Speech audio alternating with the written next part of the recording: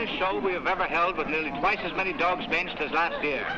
Refreshments are being served at the marquee at the west end of the grounds. Griffons ready in ring number 2.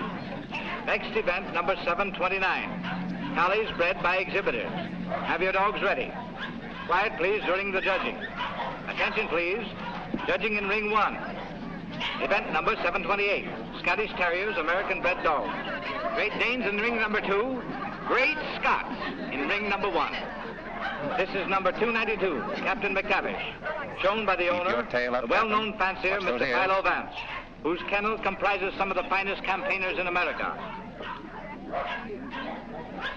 That's fine, Mr. Dale. Now smile, please. Cup to your right. That's great. Sorry, boys, but these are not trophies. Hold it, please. Hold it right there. Thank you. Thank you so much. And if we go now? I can stand one dog, but this bedlam is getting on my nerves. Don't be impatient, darling. We'll have plenty of time for dinner.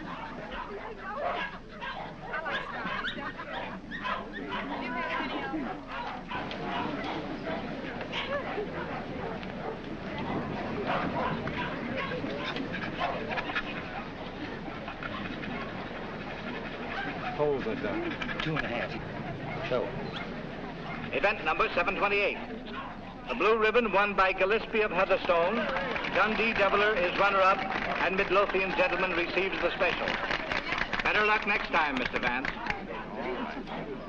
Don't be downhearted, Captain. You're still champion with me. Maybe we'll have better luck in Italy, huh? Tough luck, Vance. I was hoping to have the pleasure of meeting you tomorrow. Oh, thank you very much, Mr. Cole. Perhaps you'll get stiffer competition from Sir Thomas MacDonald. Perhaps. Want to borrow Misty Morn for a second? But, Miss May, you know Mr. Hart, you don't want Eamon to bully his dog. Come along and protect him if you like.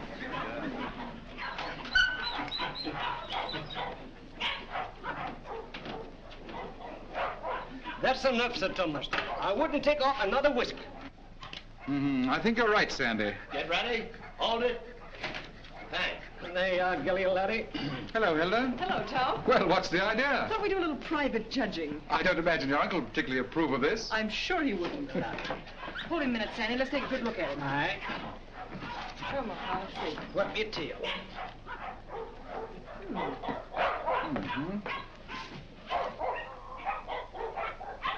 Well, what do you think? I think it's a pretty close thing. But I'm not worried. Eh, Sandy? I think you're better safe, sir. Here we are, sir.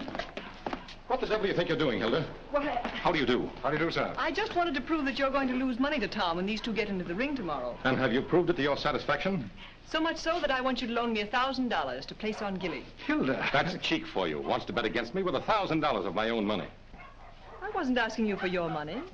I merely want you to loan me some of mine. As long as I control the purse strings, you're not going to do any betting against me. You'll be grateful that I've saved a few thousands of your fortune someday. But don't raise your hopes too high, Hilda. Bring that dog out here. I shouldn't let him worry you, my dear. You knew how I hate him, Tom. Things he's done to me. I despise him. Darling. Now, let's see. Where did I put that? Ah, here it is. Unsolved murders. You know, I almost forgot it. I wouldn't have been able to sleep a wink tonight, wondering who murdered who and why. How any intelligent man can read that drivel is beyond me, Brisbane. What time does that Chicago train go? 5 o'clock. Well, it's 4:15. Oh, you've got plenty of time. Yes, I know, but I want to get out of here before Archie gets home. Good afternoon, sir. Afternoon. Is my brother at home? Yes, sir. He's upstairs. Tell him I want to see him. Yes, sir. Your taxi's waiting, sir. All right, there's the bag. Did you get those reservations? Yes, sir. And Mr. Archer told me to tell you he wants to see you, sir. Oh, he did, eh? You tell him I don't want to see him. Tell him I said so. In those words, sir? Exactly. Unless you can think of something stronger. Yes, sir. Of course, it's none of my business, Brisbane. But I wouldn't talk that way in front of Gamble. I don't trust him. I just couldn't resist it. I'd like to see the look on Archer's face when he tells him. I wouldn't. How the deuce can you stand it here?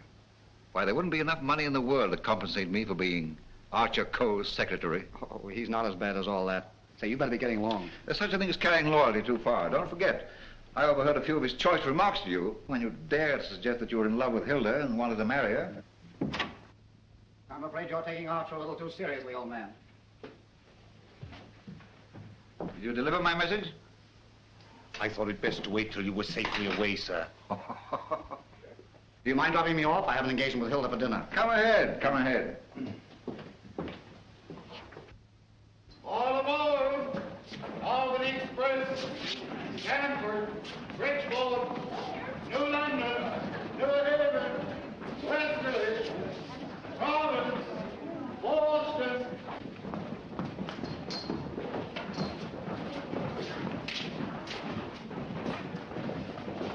Here is Sir Thomas MacDonald New.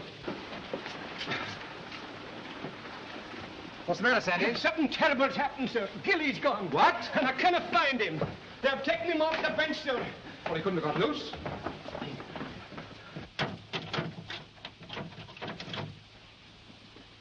He didn't break that lock himself either. I haven't been away from that dog for 10 minutes all day, sir. I just went into the restaurant to get a wee sandwich, and when I come back, he was gone. Sir Thomas? Yes? I think we found him, sir. Where? Out in the alley, sir.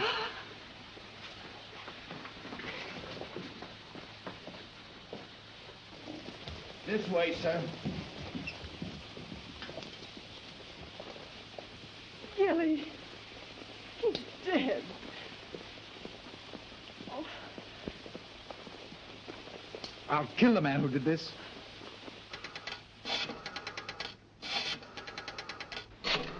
Listen, Tom, you mustn't do anything until you're sure, please. I've got my own ideas.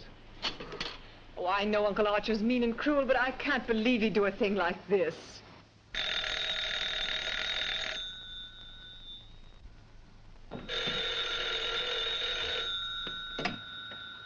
Hello? I'm sorry, but Mr. Archer Coe isn't here. Your dog dead? Oh, I'm terribly sorry. I'll try to locate him at once.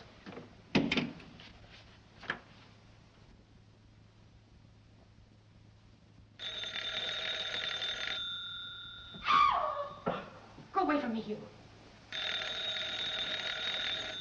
Get out of here. Get out. I suspected it when I saw you together this afternoon. You're nothing but a two-timing... Get out of my apartment. Get out. From now on, it is your apartment. All yours. I'm getting out for good.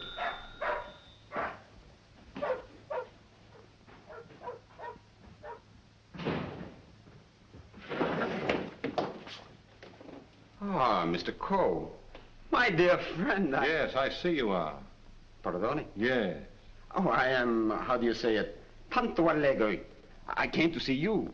I have received a cable from Milan authorizing me to complete the deal for your Chinese collection and confirming the price of $117,000. Means decorations and all that sort of thing from a very grateful government, I suppose. Oh, un momento. But it's no good now, of course. I've changed my mind. Oh, but you have promised me. You can't go back on your word. What would I tell my people? What would I say? Pity you didn't think of this before. You might have been a little more discreet, eh, Grassy? But you have signed a contract with me. Too bad for you. It's still at my home, in my safe. Oh, but you will. Most certainly destroy it. Tonight. I'll tell you what I'll do. I'll give you Miss Delafield for nothing.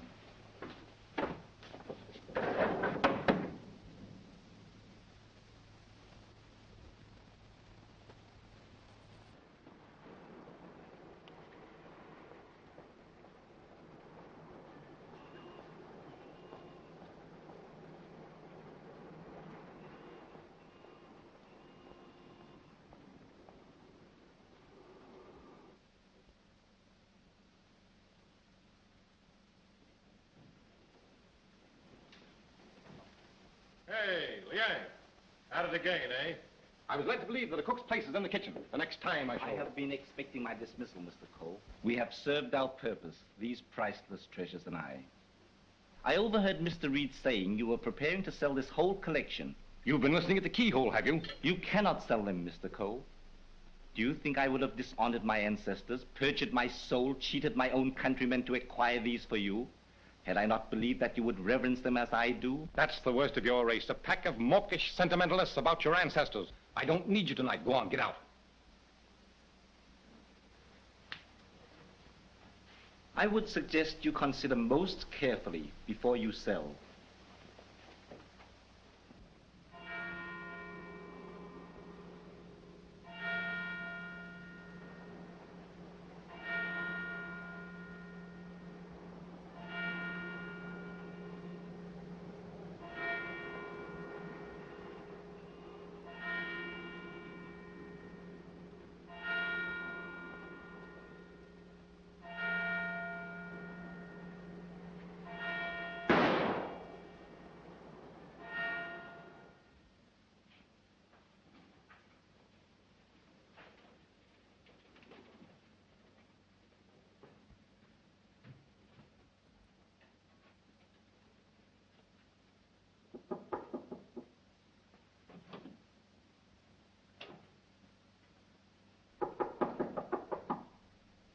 Cole. Mr. Cole.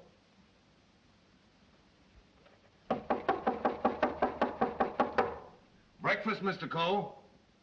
Breakfast.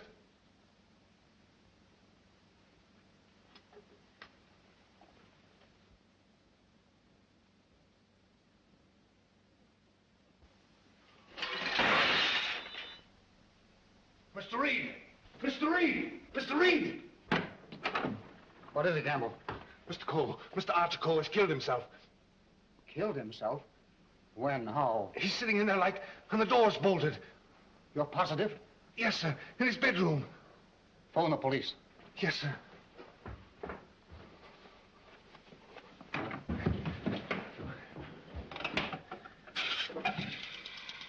Hello?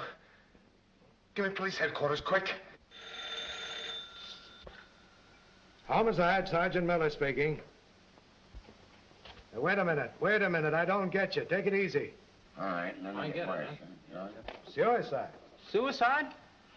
Wait a minute, you're not going to run out on this hand. Yep.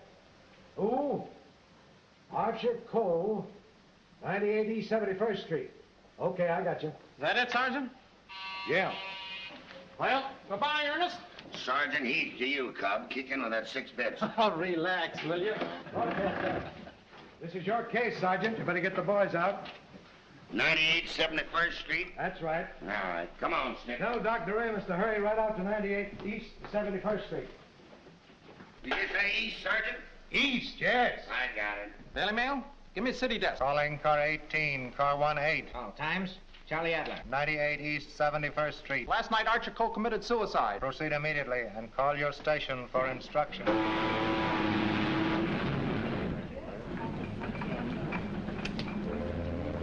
Higher and warmer with lights and moderate winds for New York vicinity today and tomorrow. Yes. And now for the latest news flashes. Archer Cole, the well-known sportsman and collector, committed suicide last night at his home, 98 East 71st Street. His body was discovered by the butler at 8 this morning when he took up a breakfast tray. No reason has been advanced for this action as Mr. Cole was in excellent health and had no financial trouble. No news has been received from the crew of the... Is the land phone still connected? Yes, sir. But it will be disconnected in about 2 minutes, sir. I see.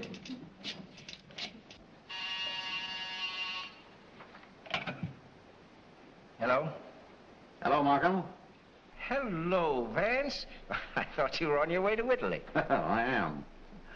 Well, I say, Markham, I just heard about Archer Cole. Yes. Too bad he had to bump himself off like that. That's why I called you. Are you sure that he did bump himself off? Well, his butler tells us he's sitting in a locked room with a revolver in his hand and a bullet in his head. I don't know what else you'd call it. I don't want to butt into your affairs, but aren't you a bit hasty in jumping to that conclusion? Hasty? Why? Well, if you knew Archer Cole, you would know that suicide is almost a psychological impossibility for him. Psychological bosh. 2 and 2 make 4, don't they? But how do you know you have 2 and 2? Just let me point out to you. Oh, point out the Statue of Liberty. Say, Vance. Hello? Hello? The land phone has been disconnected, sir. Oh.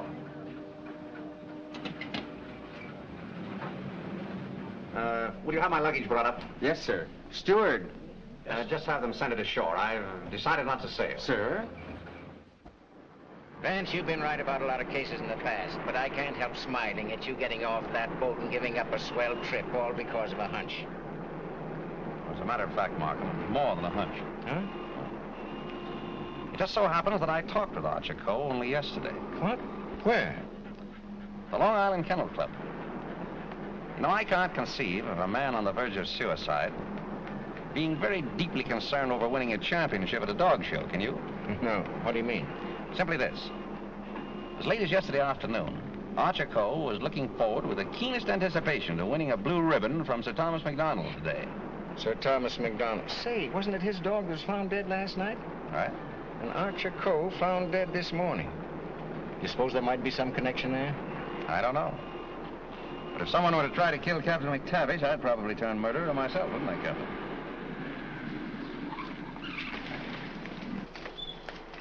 Hello, Mr. Markham. I got your message to hold everything up. What's the idea? Hello, Mr. Van. Good morning, Sergeant. Well, it's been a long time. Several years. I might have known it would be you, the world's champion troubleshooter. Come on, boys. Come inside. Well, Chief, this is another just open and shut case. Mr. Reed, the secretary. This is Gamble, the butler. Yes, sir. Mr. Markham, the district attorney. How do you do, sir? And, Mr. Vance. How do you do? How do you do? Everything just as it was? Well, they said they haven't touched anything. We thought it best to leave everything intact, sir. Good. Where's the room? Upstairs. This way, please.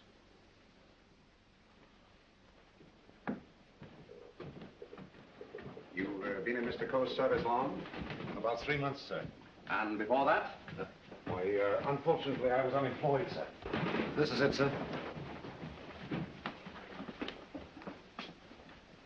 Yep, he's there, all right. Just like I told the police on the phone. I tried the door, found it locked, looked through the keyhole, and there he was, dead. I think this is a job for you, Sergeant. Certainly, Mr. Vance.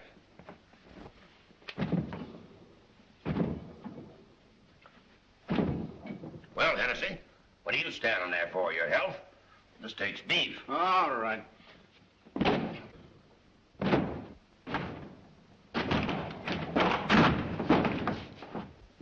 Congratulations, Sergeant. What is this, a bedroom or a museum?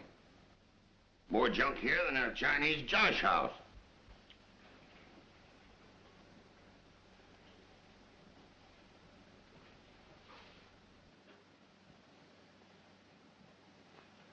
I trust I did the right thing, sir, by not breaking down the door. I realized I could be of no help to him. Oh, he's been quite dead for hours. Bumped himself off, that's plain enough. Certainly looks that way, Vance. I'm afraid your trip was spoiled for nothing. I think not, Markham. This may prove far more interesting than a trip to Europe.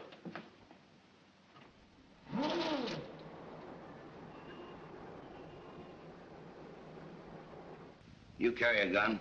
No, sir. You? Yes, sir, but only at night for the protection of the household. Is that it? Why, I... Come on. No, that was Mr. Archer's. But he always kept it in a desk drawer downstairs. I saw it yesterday morning as I was putting away some papers. Oh, you did, eh? Did Mr. Coe generally keep his windows locked? Why, no, sir. As a matter of fact, he was a great believer in fresh air. Ah, indeed. I wonder if these gentlemen would mind waiting downstairs. Well, certainly not. I'm sorry we had to damage your door. That's quite all right. It's easily repaired. I'll have it attended to at once, sir. Hennessy, see that no one leaves the house without my permission. All right. It's as plain as a nose on your face. This guy locked himself in here and blew out his brains. I wish I could agree with you, Sergeant. How the devil could it be anything but suicide? It was all very well for you to theorize before we got here, Vance. But now that you've seen this, and there are no signs of a struggle... And the door bolted on the inside, and no means of entrance to the room... Ah, no other means of entrance. How right you are, Sergeant. But we can hardly call a second-story window a means of entrance. And nothing here that even a human fly could crawl on. So why should Archer Coe lock his windows? Particularly if he was a fresh air enthusiast. I'm afraid your reasoning is not altogether convincing. Well, perhaps so, but doesn't it strike you as rather odd that a man should suddenly decide to commit suicide while changing from his street clothes to pajamas? Well, why not? A man debating suicide might get partially undressed and walk up and down for hours trying to make up his mind. Yes, he might walk up and down for hours, but not with one shoe half off. No, Markham. Something stopped him as he was removing that shoe. This was supposed to suggest suicide, but someone miscalculated. But you can't get away from that bolted door. I wish I could. The way you figure it out, the man was murdered. As soon as the killer is gone, he gets up, goes and bolts the door, plants himself in a comfortable chair with a loaded gun in his hand to suggest suicide. That's a swell theory.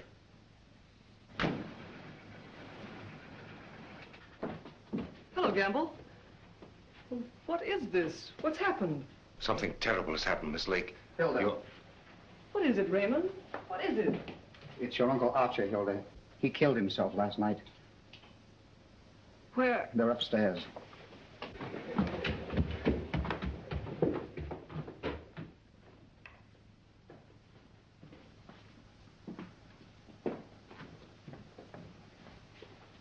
Hey, don't touch that body, miss. Oh, Mr. Vance. How do you do, Miss Lake? This is Mr. Markham, the district attorney. How do you do? Miss Lake is Coe's niece. I'm sorry, Miss Lake, but you mustn't touch anything until the medical examiner arrives. It's against regulation. Is it also against regulations to tell me what's happened? We arrived only a few moments ago. We found your uncle as you see him. It has every appearance of suicide. I doubt it. Do you know of anyone who would have reason to kill your uncle? Yes, I had for one. Why, Miss Lake? Because he stood in the way of everything I wanted. He made my life miserable because he held the purse strings. And because he was jealous of every man who came near me. I was afraid of him. Oh, the horrible nights I've spent in this house. Are we to accept your comments as a confession of murder, Miss Lake? Look here, Markham, that's ridiculous. Please, Raymond. I think I can handle this situation myself. When we found your uncle, Miss Lake, the door was bolted from the inside. Bolted inside? Oh. Maybe he did shoot himself. Can't you make up your mind? Do you know of anyone else who felt as you do about your uncle? Practically everyone he came in contact with. He was ruthless. He wanted his own way in everything. I imagine there are plenty of Chinese who will be glad to know that his collecting days are over. Ask our cook. I shall. Can you think of anyone else? Well, Uncle Brisbane shared my feelings toward him, I'm sure. Where is this Brisbane guy? Maybe he decided to do something about it. That's impossible. He's on his way to Chicago. He left on the 5 o'clock train yesterday afternoon. He'd be just about getting there by now. Well, you'd probably like to wire him, wouldn't you? Why, yes, of course. Is that all? For the present, yes.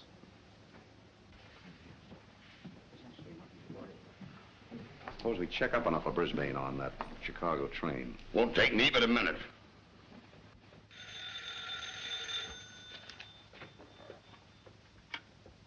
Hello? Come on, Simpkin. Get your feet off the boss's desk and jump down to Grand Central.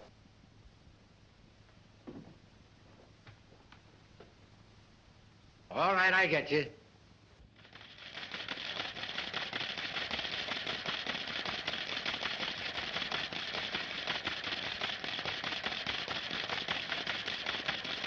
Yes, Mr. Heath.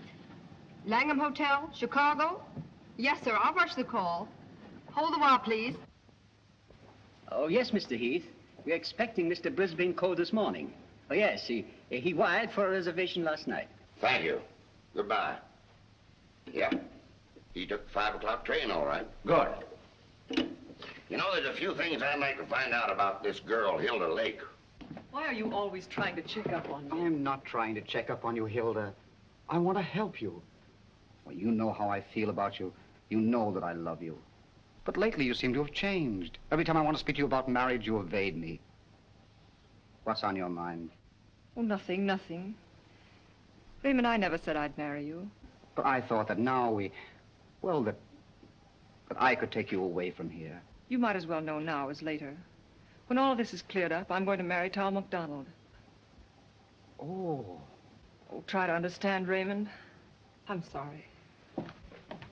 Oh, don't tell me. Come on, don't try to kid us. Quiet. Oh, suicide, my eye, with the DA himself and Vance on the job? It's suicide, and that's that. Oh, come on, have a cigar. It's still suicide. Hey, wait a minute. Are you a reporter? No, I'm Sir Thomas McDonald. I'd like to talk to the officer in charge here. Oh, come on inside. Tom! Why didn't you stay away from here? And leave you to face this thing alone? But you promised me last night you wouldn't come here. Won't you go, please? I can bluff it through. I don't want the police asking you questions. I know all the answers. Oh, but please go for my sake. Well, let's forget about it, shall we? It's too late now. In any case, the police are guarding every entrance. Wait a moment. You can cross through that yard and get to your apartment. No one will see you. Take the first boat to England. I'll join you as soon as I can. Watch out for those newspaper men, Sir Thomas. They're even deadlier than the police. I had no intention of leaving. Ah, good. Oh, by the way, I was sorry to hear about the death of your dog last night. Oh, thanks. You didn't by any chance discuss it with Archer Cole, did you? No. If I had, I might have killed him. Well, did you? That's your problem. Right in here. I want to see. Any news, Doctor? How about a statement? Give me a chance. Oh, wait a minute. I'm a doctor, not a magician. Almost full and funny. Go on now, scram. All right, Wait a minute. Wait a minute. Got to get in here. Hello, Doc. Hello, Kelsey. Where have you been? Haven't seen you for a long time. Working hard. What kept you so long? Did you walk all the way? You always pick on me at mealtime. I was in the middle of cakes and sausage. What have you got? Just plain suicide. This guy locked himself in the room, bumped himself off. Suicide? Then why didn't you let me finish my breakfast? Hello, Doc. Hello, Markham. All you need is an order to remove the body. If you told me that over the phone, I would have sent my assistant. Mr. Markham told me to phone you personally. Don't crab at me about it. I'll give you the approximate hour of the death, if you want it. That's big-hearted of you, Doc. And the routine autopsy, we can do tomorrow, as it's just a case of suicide. Why do you jump to that conclusion, Doctor? I know a dead man when I see one. Besides, the door was bolted. I know, the door was bolted from the inside. But what about the body? Hadn't you better have a look at it? I was going to. I'm a doctor, not a detective. This man is dead with a bullet hole in his right temple. He's holding a gun in his right hand. Just the kind of wound that might have been self-inflicted. The position is natural, and the door was locked on the inside. Well, let me see. That's strange. Did you find something to disturb you, Doctor? Plenty. There's blood in his mouth. And he's got a skull fracture from some club-like instrument. Now, what about the bullet wound in his temple? There's no blood there. That's so. Gentlemen, when that bullet entered this man's head, he had been dead for hours. Can you place the time of his death? I'd say from 8 to 12 hours ago. Would you say that the revolver was placed in his hand before rigor mortis set in? Yeah. Did he die from the effects of the blow on the head? No. Probably rendered him unconscious for a while, but that wouldn't have killed him. Not powerful enough. The blow didn't kill him, the bullet didn't kill him, and yet he's dead. Suppose we try to find out just what did kill him. Glad you thought of that, Mr. Vance. It's not a bad idea. Perhaps I'd better take another look. All right, boy. Let's pick up these clues before they get mussed up here. Hey, just a minute, Doc, please. Ready? Give me a hand, Sergeant. Help me lift the body over to bed. Where do you want to put it? All right, boys, the rigor routine. Let's get this body over on the bed. Around the handles, around the body. Get that neat and fine. All right, Chief. Get a hold. Hey, here they come, boys. Let's get All right. Lift him easy. Easy. Very careful. There he is. Now then, All right, just a little more that way. All right, That's there for you, Doc. That's it. There couldn't have been much of a struggle. His hair isn't even mussed. Maybe somebody slugged him and then combed his hair. By George, now I've got it. Stabbed below the left shoulder blade, near the spine. There's no external bleeding. Internal hemorrhage, huh? That's it. What do you think of the suicide theory now, Sergeant? Well, it's slightly complicated for him to shot, slugged, and stabbed himself, particularly in the back. Yeah, it's very complicated. Oh, Markham. Yes. You see, there's no hole in the back of his pajama jacket. So he couldn't have been wearing that when he was stabbed. Forget this. There's a hole in the back of his coat. And another in his waistcoat, blood-stained. He must have been fully dressed when he was attacked. That lets me out. I finished. I suppose you'll want a quick autopsy. Yes. Get that body down to the morgue as soon as possible. Good day, gentlemen. Good day. Hey, Doc. Yes? Do you think there's any possible chance of that being suicide? What? All right. Just a fair question, big boy. Go on home and get your hotcakes and sausage. You need the strength. Hennessy. Yeah. Hurry up to that dead weight. Right. Any report on that wire? Not yet, Sarge.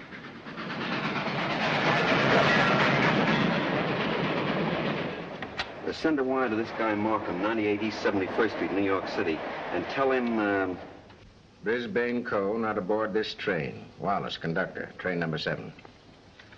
Sit down.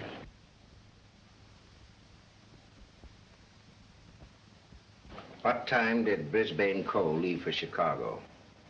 In time to catch the 5 o'clock train, sir. How do you know he caught the 5 o'clock train? I phoned for the reservation, brought him his walking stick and overcoat, and put his bag in the taxi. Ah. Did you remain in the house all evening? Why, no, sir. I went out about 6:30. It was a servant's night off. Everyone was out to dinner. Did you notice anything unusual in Mr. Brisbane's manner when he left? Oh, now that you mention it, he was distracted and very irritable. You say you gave him his stick? Yes, sir. What kind of stick? His favorite, an ivory-handled one. He never went anywhere without it, sir. You're quite sure he took that particular stick with him?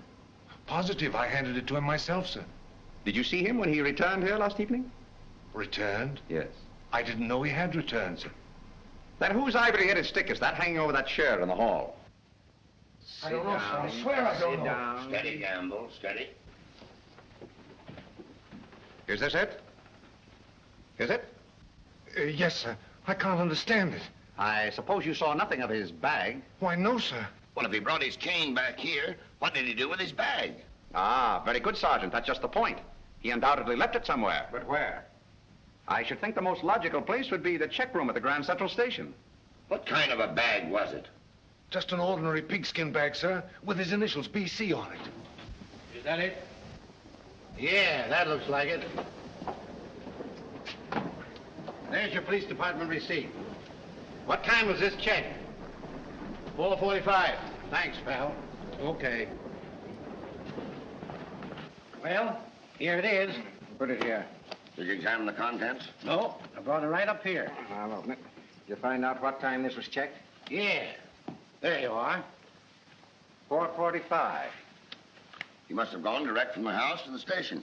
Did the attendant remember who left this? No, he said there were so many of them that most of the time he didn't even notice the people. Well, there's shaving kit, shirts, underwear, socks, collars, slippers. Nothing in there that a man wouldn't ordinarily take with him on a short trip. Except this, perhaps. Unsolved Murders. That's a swell book to take to Chicago. That's rather odd, isn't it? Yes, more than that. Gentlemen, the mist is beginning to rise. I think I know at least a part of what happened here last night. How about this? Let's say that Brisbane Co. started for Chicago on a night when he knew that no one but Archer would be at home. He missed his train purposely, checked his bag at the station, and returned here to kill his brother. To make a perfect alibi, he planned to take a later train to Chicago. But something stopped him. And something stopped Archer Co. before he could remove his shoes last night. You see what I mean? Those shoes of Archer's, that bag of Brisbane's, his stick hanging there in the hall, it shouldn't have been there. Wait just a minute. Oh, Gamble. Where did Mr. Brisbane usually put his hat and overcoat when he came in? He always hung them in the closet, sir. Which closet? This one.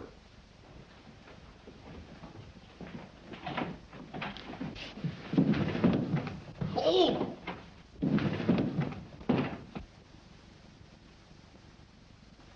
Mr. Brisbane.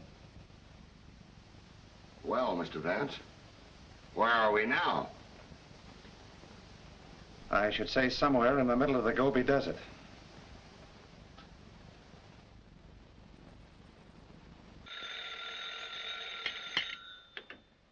Hello. What?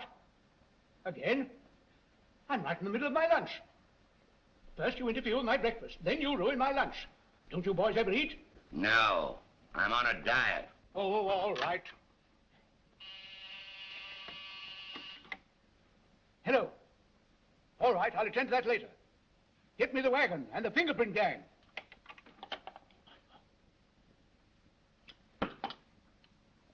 Just a minute, fellas. One side, please. Just a moment, please.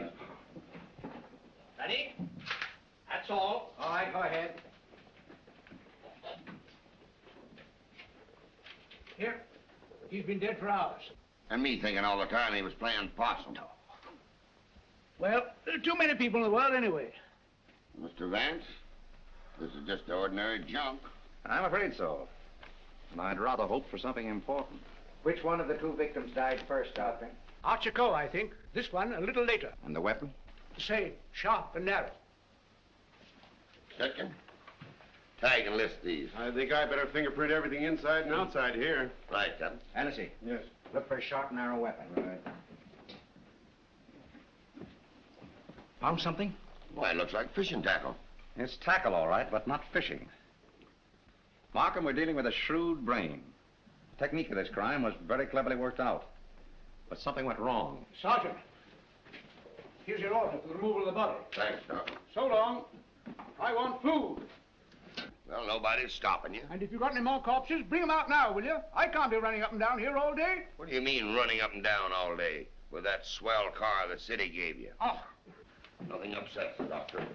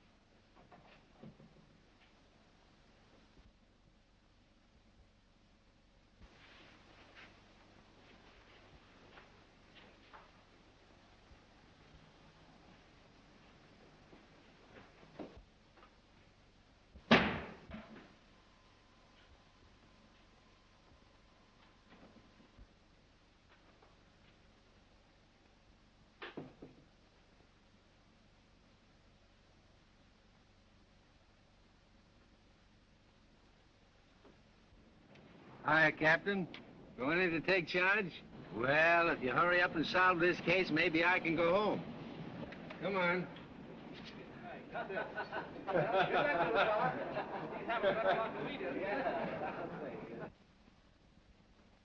can handle everything if I don't get too much interference.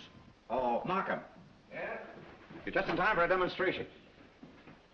I think I can show you how Brisbane Cole used this fishing tackle. He started for Chicago merely to provide an alibi. He had other plans in this room. Watch this. Notice the bent pin which is hooked on the bolt handle? This is attached to the string I am now pulling through the keyhole. If you follow the string, you will see that it passes around a pin in the wall. This acts as a pulley, and is also attached to a string passing through the keyhole.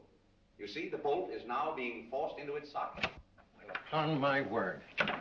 I now pull the first string through the keyhole, and then the second string. And with it comes the pin, leaving no evidence. Now let me in. It worked? Yes, it worked. Well, that explains that, then. Very clever. It could have been done that way, but if Brisbane killed Archer Cole, who killed Brisbane and hung him in the closet? Why did he do it? That's what we want to find out, isn't it? Exactly. Yeah. Gentlemen, two persons planned the murder of Archer Cole. Two? What? But their paths crossed. Brisbane was one of them. The other? I've got it. The Chinese cook. They're full of those tricks. Forget this. Dr. DeRemus said that Cole was struck over the head with a blunt instrument. This poker would answer that description, wouldn't it? Yes. And that certainly looks like dried blood. It certainly does. But what about those short, coarse hairs? They don't look like Cole's. No. Well, Mr. Vance, why didn't you find that when you looked in there this morning? It wasn't in there this morning. Besides, it doesn't belong in this room. It belongs downstairs in the library.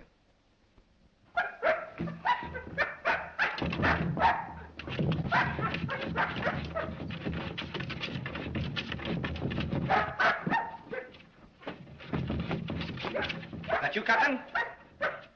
What's the matter with you? What is it, Captain? What is it, Captain? You're all down there?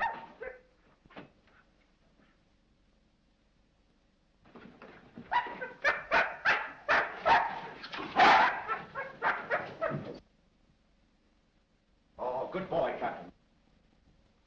This dog's been struck a nasty blow. That explains the coarse hairs on the poker. Whose dog is this? I don't know. I mean, I've often seen it in the vacant lots, sir. Just tell the truth, Gamble. Yes. Why don't you? It belongs to the lady next door, sir. Hennessy, get that fellow to a vet as fast as you can, will you? Yes, sir.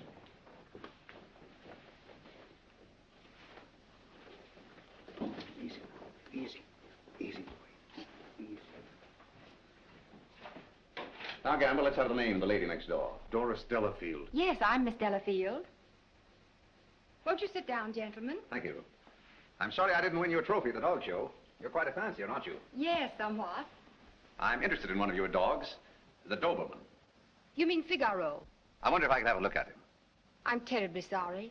You know, he slipped his leash last night and ran away. I've notified the police. My maid's been scouring the neighborhood trying to find him. Well, did she inquire at Mr. Coe's house next door? Well, I don't know. You and Mr. Coe have been good friends, haven't you? I know him. Why? Your dog was found in his house this morning, badly wounded. What? Have you any idea how he got there? No. Do you suppose he would follow someone into the house? Well, I hardly think...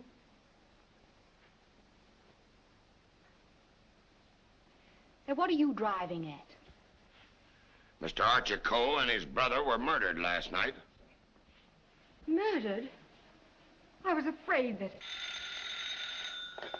Just a moment. Hello.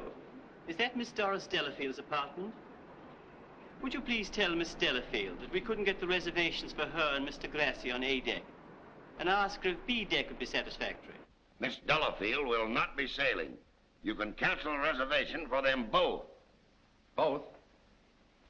Do you mind telling me whom the other reservation was for? I refuse to answer that question. Would it be Mr. Grossi? But I am Mr. Grossi. And if I didn't cancel those reservations, who did? What? Miss Delafield. Oh, no, she didn't. No, really, there's been a mistake. As soon as I can find out about this, I'll call you back.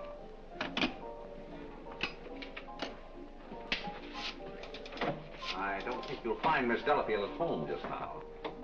And as for the cancellation of your steamship reservations, we regret very much that it was necessary. Who are you? This is Mr. Markham, the district attorney. Oh, I'm honored, but I'm afraid I don't quite understand. It's about this. As a matter of fact, Mr. Coe didn't commit suicide. He was murdered. Murdered? Would you mind coming along with us? Just a little matter of comparing fingerprints.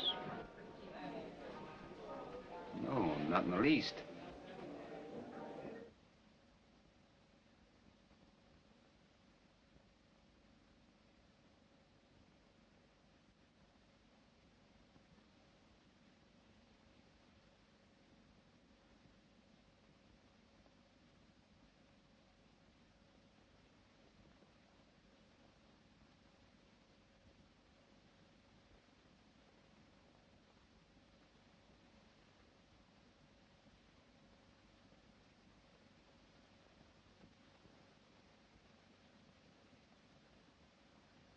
I think that's all. Found anything yet? The one taken from the doorknob is too blurred for identification, but this one is very clear. It appears to be that of Liang, the Chinese cook.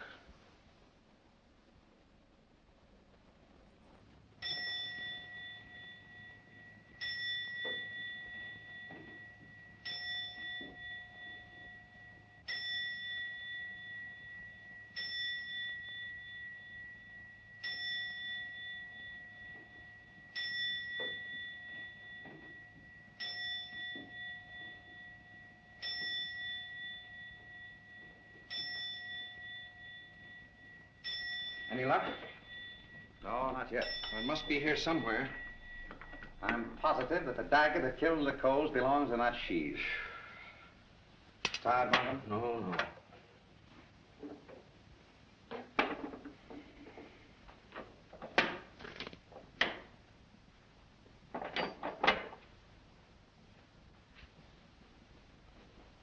Well.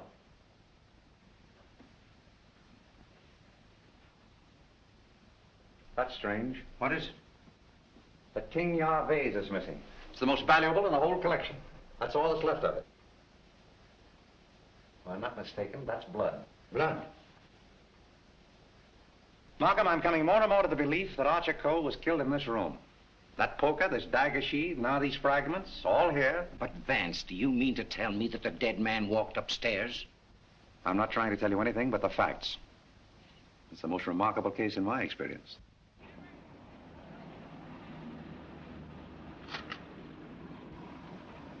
Find anything, Cap? Yes, sir. Plenty.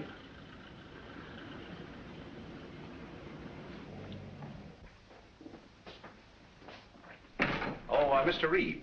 Oh, yes, Mr. Vance. Would you step in for a moment, please? Why, certainly. Smoke? No, thanks. Did you notice that the Ting Yao was missing? Missing? Why, it was here yesterday evening. At what time? At about 6:30 or 7 o'clock. I came back to talk to Mr. Cole. About what? Well, as a matter of fact, I wanted to quit my job as his secretary. Oh, you'd been having some difficulties with him? It was rather a personal matter. I wanted his permission to marry Miss Lake. What did he say to that? He ordered me out. You went? Yes. Where? I went to find Miss Lake. I thought she was at the Kennel Club. But I had a puncture on the way, so it was rather late when I got there. She'd already left with Sir Thomas MacDonald. Then I came home and went directly to bed. Did you hear anything or see anything when you came into the house? No. But after I'd been in bed for a while, I heard some noises downstairs. I opened the door and looked down, but it was only Liang, the Chinese cook, coming in. Was he customarily noisy in entering the house? Oh, as a matter of fact, it's the first time I ever heard him come in. Indeed. Well, I think that's all, Mr. Reed. Thank you. Thank you. If there's anything I can do to help, let me know. Quite right. Good night. Good night. I think I'd check up on that Kennel Club alibi. I will. You might have those fragments checked for fingerprints, if you will. Yes. Meanwhile, I'll do a little exploring in the kitchen.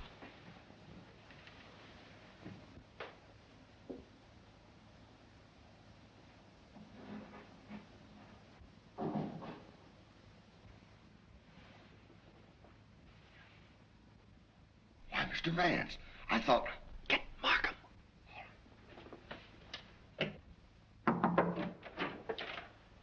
Mr. Liang, I believe. You're the cook. Me cook. You can drop the pidgin English. That isn't necessary with me. Where did you go to school? Columbia University. Ah, that's considerable education for a cook, isn't it? Mr. Cole employed me because I know a great deal about Chinese porcelain. Ah, I see. Ah, that's a very lovely piece of Ting Yao, isn't it? How did it get broken? I don't know, sir. I found the pieces in the wastebasket in the library. You want me, Vance? Oh, yes. See that, Markham?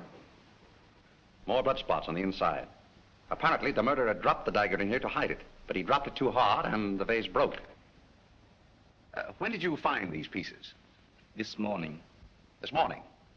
You're sure it wasn't last night, about 8 o'clock, let us say? No, sir. I did not get in until after midnight. I'm sure Mr. Reed or Mr. Gamble will tell you that. What time did you find the poker? The poker? Yes, the poker. The one you hid in the Chinese chest in Mr. Archer's room this afternoon. But I don't know what you mean. Oh, yes, you do. I was behind the door in that room when you hid it. Let me handle this, Mr. Vance. Are you going to talk? Or do I have to make you? Wait. I'll tell you the truth. Well, spit it out. When I returned to my room here about 8 o'clock last night... Ah, I thought so. I heard angry, muffled voices in the library. Then a dull sound as of someone falling. I stood at my door here and listened. Then I heard footsteps cross the kitchen and go out the back door. And then? I walked up the corridor, and everything was very quiet. I opened the library door and looked in. The furniture was overturned. The poker was there. The desk was disarranged, and the valuable Tengu vase was broken. I thought must be something wrong, so I went upstairs and looked into Mr. Coe's bedroom. He was dead. Fearing that I might be suspected, I went back to the library and picked up the broken pieces of the vase, and together with the poker, I took them to my room. And knowing that you were alone in the house, you were afraid you might be suspected. So you hid the weapons and left. Yes, sir. You returned to the house about midnight and purposely made a lot of noise so as to establish your alibi. Is that right? Yes, sir. All right, then. Where'd you put the dagger? I did not find the dagger. Don't give me that. What did you do with it after you stuck it in Archer Coe's back? I've got it, Mr. Markham. Yes? What? Fingerprint on this broken fragment belongs to the Italian, Eduardo Grassi. Well, Mr. Vance, looks like somebody else miscalculated. Yep, it fits. Oh, that doesn't prove anything. What about this?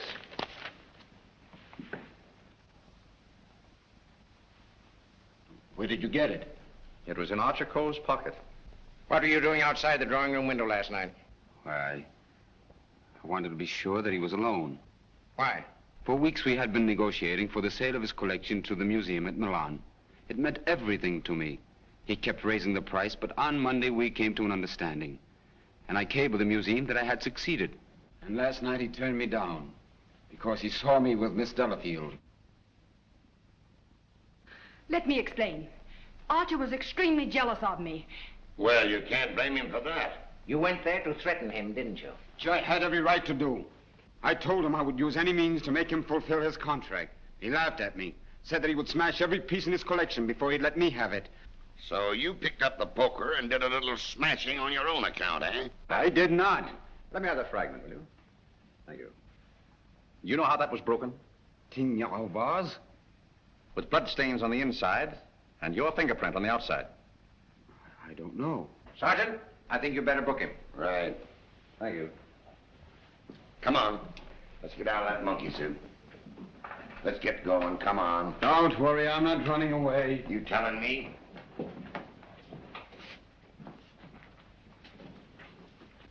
I suspected the Italian all along. Exactly. But why should Grassi also stab Brisbane? And what about the Doberman? You see, Markham, we have nearly all the pieces of the puzzle, but none of them seems to fit. Here we are. This isn't it. This is the basement. I know. Come on. I just want to see where this goes.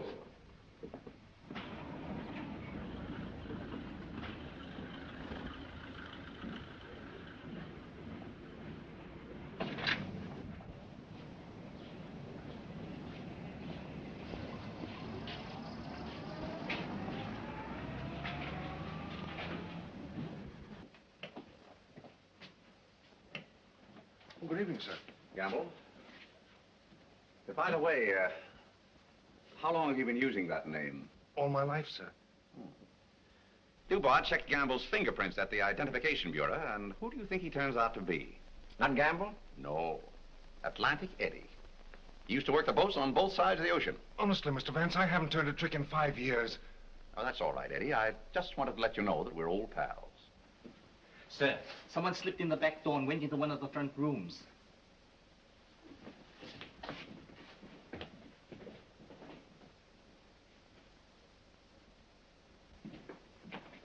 Well, Miss Delafield, Don't be surprised, gentlemen. I'm used to coming in here like this. you seem to know your way around here pretty well. As the district attorney, you're responsible for this case, aren't you? That's right. Well, I'm tired of detectives. I'm tired of being spied on. All you want to know is who killed Archer Coe, isn't it? Naturally. Well, I did. What? Yes. And there isn't a jury on earth will convict me when they hear my story. You don't believe me, do you? You were wondering this afternoon how my dog, Figaro, could get into this house. Well, he was following me. He was defending me when he was struck. Well, where did you kill Mr. Coe? In his bedroom. What kind of lipstick do you use? Lipstick? What's that got to do with it? Is that yours? Yes, that's mine.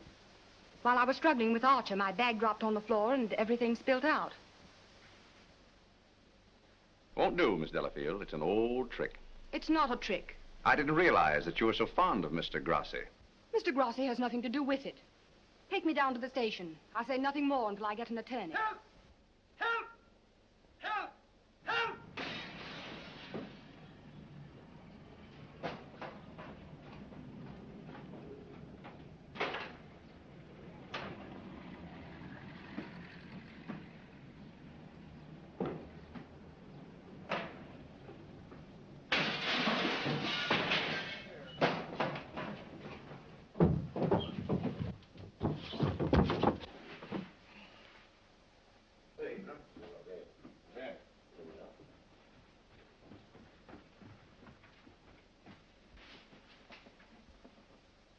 This guy's been stabbed, Hennessy.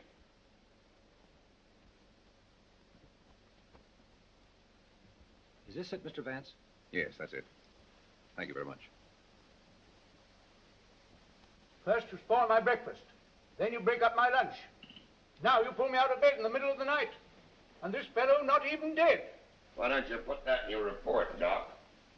Of course, fingerprints would never pick up on that silk handle. But it fits perfectly. Where did you find it, Sergeant? Under the bed. Congratulations. That's all right, Mr. Vance. 3 crimes with the same weapon, Markham. Tom, what is it? What's happened? I don't know, dear. Somebody stabbed me. Is it serious, Doctor? Oh, no. I gave him 3 grains of sodium amytal to quiet his nerves. He'll be all right. I'd like to rent a room here till they finish this case. Poor darling. I wish I hadn't got you mixed up in all this. You shouldn't have come here. Let me see this through alone. Oh, I won't leave you. Can't we get away from here? We leave tomorrow. Together. Well, what do you think about it, Doc? Well, the thrust punctured the median basilic vein and caused a hemorrhage. Could the wound have been self-inflicted, Doctor? I'm the city butcher, not the detective.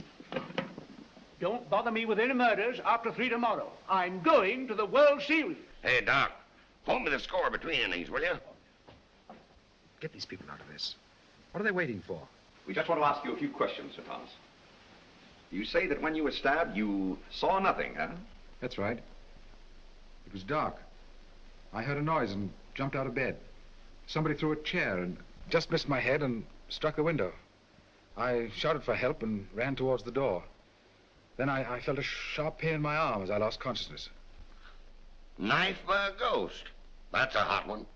I think he done it himself. How dare you? That's not fair. You know anything about that? Where'd you find it? Under your bed. I never saw it before. Yeah.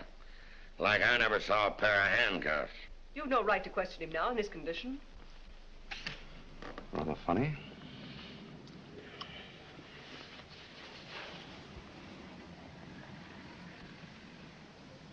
You see what I see in Archer Coe's room? I have a suspicion that whoever killed the Coes came from this house. Probably from this room. Gentlemen, I think I can fit the pieces of this jigsaw puzzle together. Now, here is East 71st Street.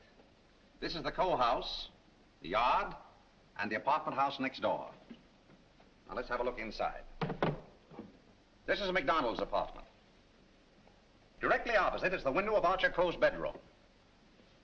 Underneath McDonald's apartment is the cozy little nest of Miss Delafield and her temporary guest, Mr. Grassi. This is the elevator, and here are the stairs that lead directly to the back entrance. From there, it's easy to reach the back entrance to the Coe house across the yard. Now,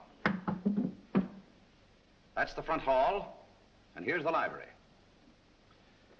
On Wednesday evening, between 7:30 and 8 o'clock, Archer Coe was sitting alone in that room. Now remember, it was the servant's night off. The killer must have known this when he came in the back door. He was so intent upon what he was planning to do that he must have left the back door open, because from somewhere in that vacant lot came a dog, a Doberman Pinscher, belonging to Doris Delafield. He saw the back door standing open and went in. Meanwhile, the killer was moving along the hall toward the library, making absolutely sure that Archer Coe was alone. He knew exactly where he was going and exactly what he was going to do. He came so silently that it must have startled Archer Coe when he looked up and saw him carefully closing the doors. It is my conjecture, gentlemen, that a terrific argument took place. Archer Coe must have struck him, and as he fell back, he picked up the poker as the first weapon that came into his hand. He struck Archer Coe on the head. Coe collapsed across the desk, his hands groping in the drawer of the desk for his gun. Then, in the blind rage of the moment, the killer saw a Chinese dagger. He seized it and stabbed Archer Coe in the back. Coe probably fell to the floor. Meantime, our Doberman Pinscher was coming closer and closer, probably attracted by the sound of the struggle in the library. As the killer opened the door to escape, he saw the Doberman Pinscher in the hall coming toward him. He again picked up the poker as the dog entered the room. True to the instinct of his breed, the dog sensed an enemy. He leaped. The killer struck, and the dog fell, badly wounded. Now he tried to hide the dagger in the Tingya vase. He dropped it too hard, and the porcelain broke into bits. He picked up the dagger again and went out the same way he came in. Meanwhile, Coe slowly regained consciousness and pulled himself to his feet. You remember, gentlemen, that Dr. Doremus said Coe died of an internal hemorrhage. And that is the key to the whole situation. Archer Coe, already a dying man, walked upstairs. And what is even more terrible, he did not know that he had been stabbed. He went to his room and, feeling a little faint probably, he removed his coat and vest and hung them in the closet where we found them. He put on his pajama top and went to the window and raised the shade. Can you imagine the killer's emotions when, from someplace in the apartment house across the vacant lot, he looked over and saw the man he thought he had killed standing there at the window? He knew then that he had to go back and complete his job to save himself. Feeling very faint by now, Archer Coe went from the window to the chair beside his desk, where he sat down. There, he started to remove his shoes. You remember just how we found him. In the very act of removing them, before he could get one of them entirely off, he died. I don't think he ever knew what killed him. Now we come to the most awful part of the tragedy.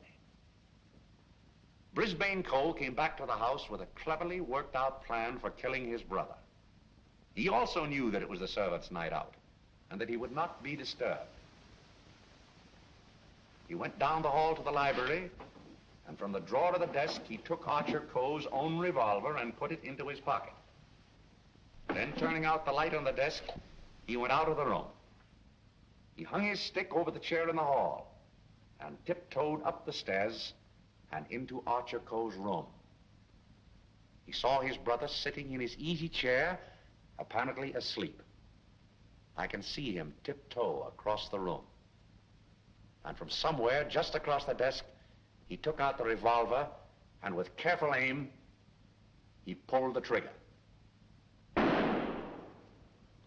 Meantime, the killer, believing that he had only wounded Archer Coe, came back by the same route to finish his job. Then Brisbane closed the window and lowered the shade. And returning to the body, he carefully placed the gun in Archer's hand, as though it had been suicide.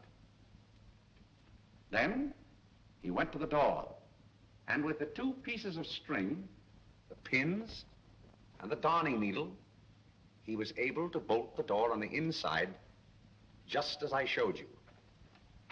A very clever device, gentlemen. which he had discovered in the book of unsolved murders, which we found in his suitcase. Then, gentlemen, Brisbane went on down the stairs, little knowing what awaited him there. The killer mistook Brisbane for Archer Coe and drove the dagger into Brisbane's back. Then, to hide the body, he dragged it into the closet. I doubt if he even discovered his mistake until the next day. That's great. But who did all that? Well, you can search me. I'm going screwy. You can include me in that, Sergeant. Haven't you got any ideas at all, Vance? Markham, it's a maze of conflicting clues. Any one of 7 people might have done it.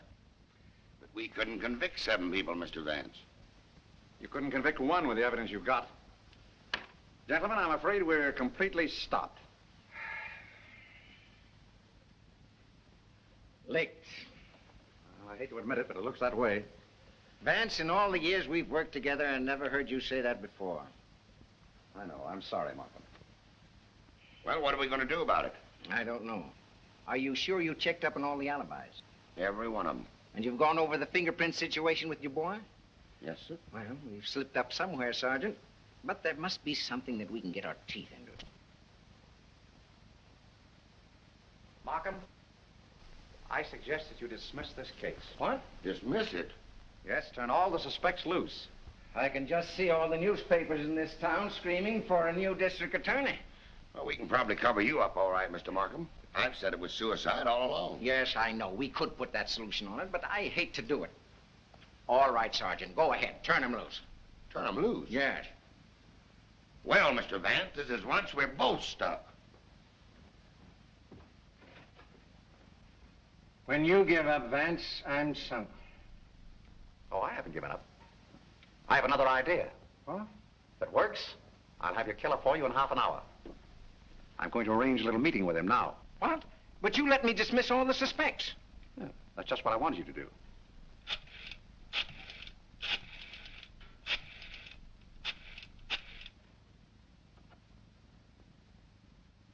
Hello? This is Mr. Vance. I hope I haven't disturbed you. See, I wondered if you'd do me a little favor. Mr. Markham. Yes. Can I see you a minute? That suicide story might work all right for Archer Coe, but I forgot all about Brisbane. Well, never mind about that now. Just release the suspects, as I told you. All right. That's it. Yes? That's right. At 4:30. And just get him into an argument. Oh, I'll have him with me. I'm depending on his instinct. That's right. Thanks. If we can catch him off his guard, I think he'll give himself away. Come on, Markham. We've got to get there before 4:25. Mr. Vance. They're in the library now. Oh, darling, let me help you. All right, Kathy.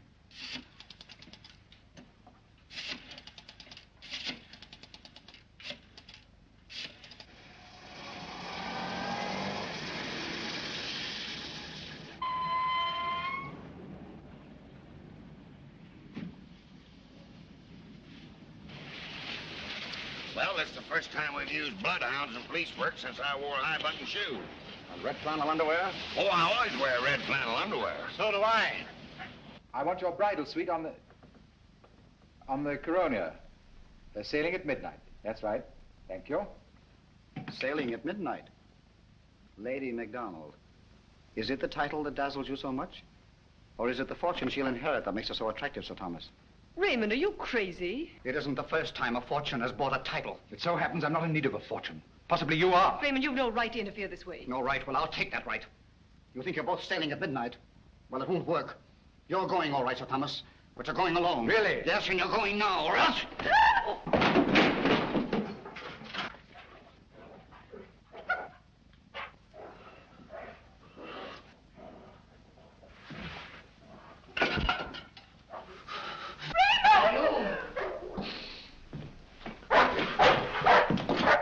Ah, the poker again, huh?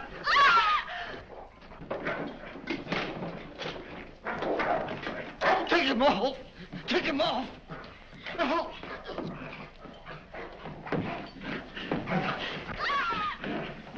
Take him off! off, will you? Will you take it off? Help!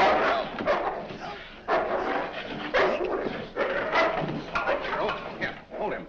Why did you kill Hachiko? Why did you kill him? I didn't mean to kill him. But you did, eh? I tell you, I didn't mean to kill him. He struck me when I told him I wanted to marry Hilda. And I lost my head. I hit him with a poker. I don't remember anything after that. What about Brisbane?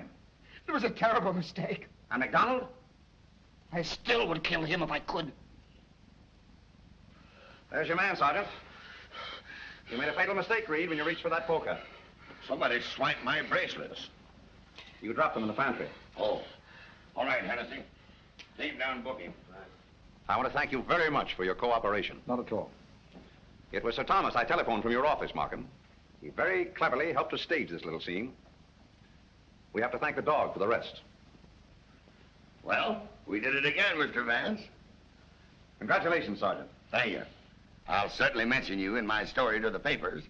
Thank you. Oh, that's all right, Mr. Vance.